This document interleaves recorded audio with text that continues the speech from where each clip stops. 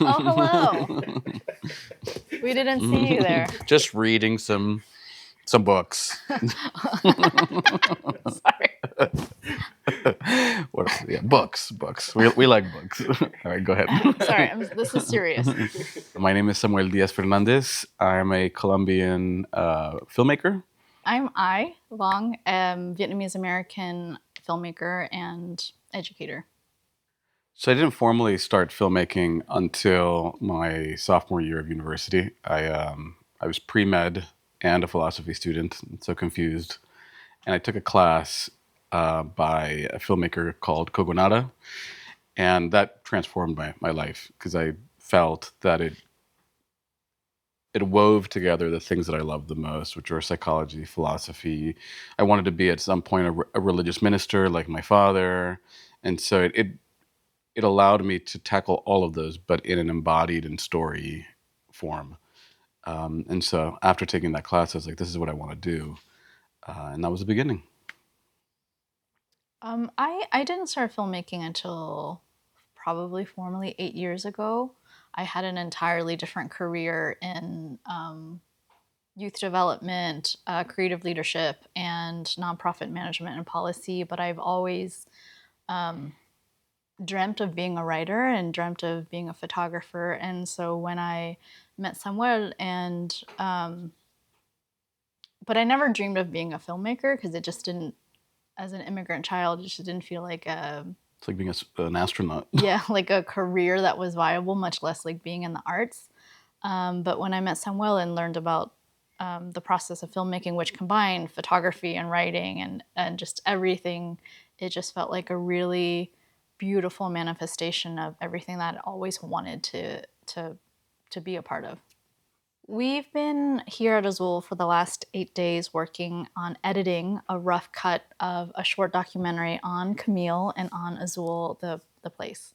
The first time I met Camille was 2015, and so it's been 10 years since that moment. I remember Camille telling me about how she would have these mosaics that were like endless. Like she would work on a little piece here, a little piece there. And this is my fourth time here actually in Azule.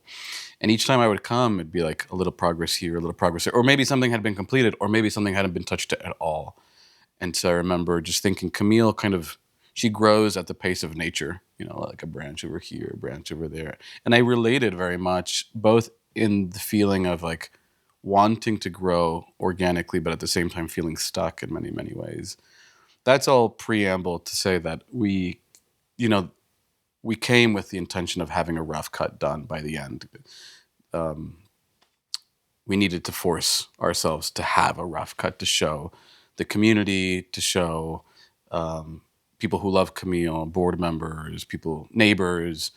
And so that was the task. And I think every day we've been organizing materials, putting sticky notes, restructuring the story, narrative beats over there in the corner. There's just sticky notes all over the place.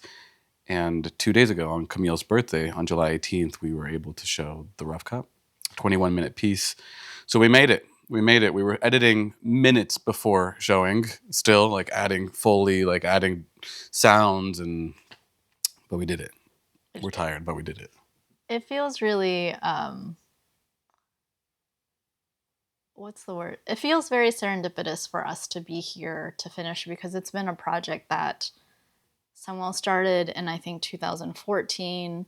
It was revived in 2019, and it's just been a thing that we've been doing little bits of for the last 6 to 10 years. And it wasn't until we both said, we need to be here, we need to give ourselves the time and the space in order to finish. And I mean, what better place to give ourselves the time and space than right here at Azule?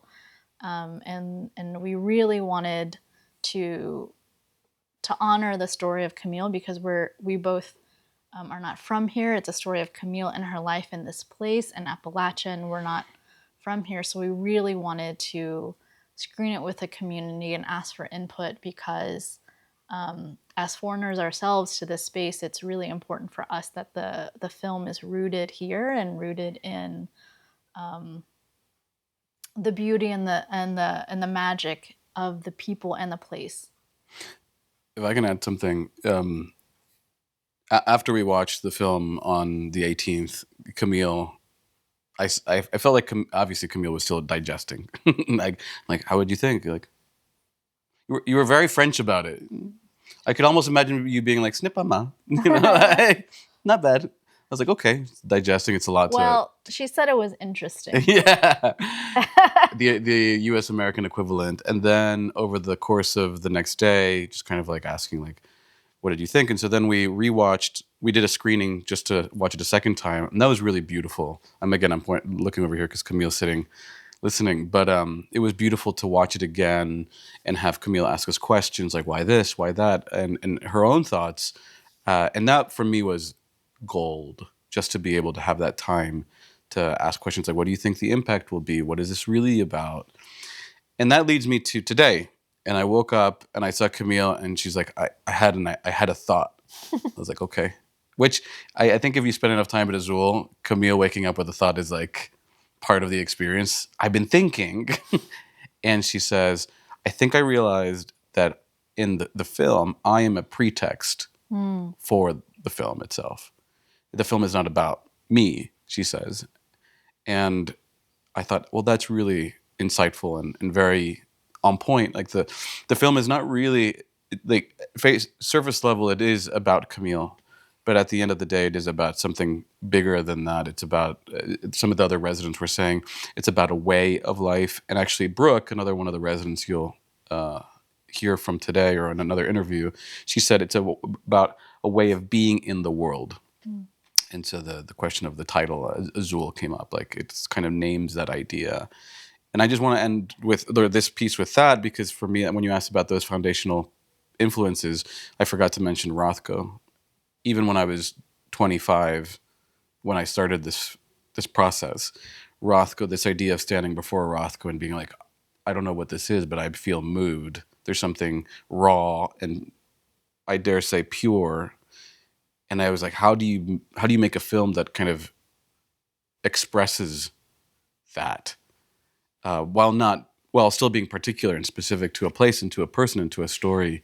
So I think a lot of our conversations and our experiences here have been grounding it in this place, in this story, and yet trying to transcend into images of space and images of like a crumb on a table, or a little bit of light coming in, a stray light just hitting the wall. And I think a lot of that comes from abstract expressionism and minimalism. So that's what these days have felt like. It's felt like looking at a canvas and being like, yeah, how do we do that? What's next for the film is that we just completed a rough cut, which is the first layering of the film, and we need to get it to the finished product. So we're in the final stretch of the film, and that means in order to support the film, we would love to build a movement around the film. So we would love to get support for just fans of the film. So you can follow us on our Instagram and again, be on an email list to be a fan of the film. So we need support that way. The second way that we need support is if you have cultural institutions, or if you're part of a museum, or you're part of Community centers, schools, universities, anywhere that we can get support for the film and potential screenings when we're finished.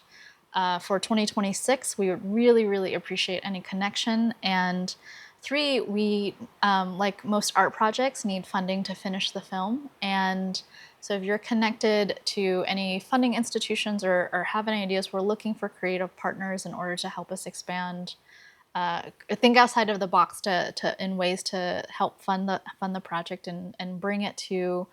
The dream is to have a huge community screening, again, here in Hot Springs, here in Madison County, but hopefully all across the US and the world. Yeah.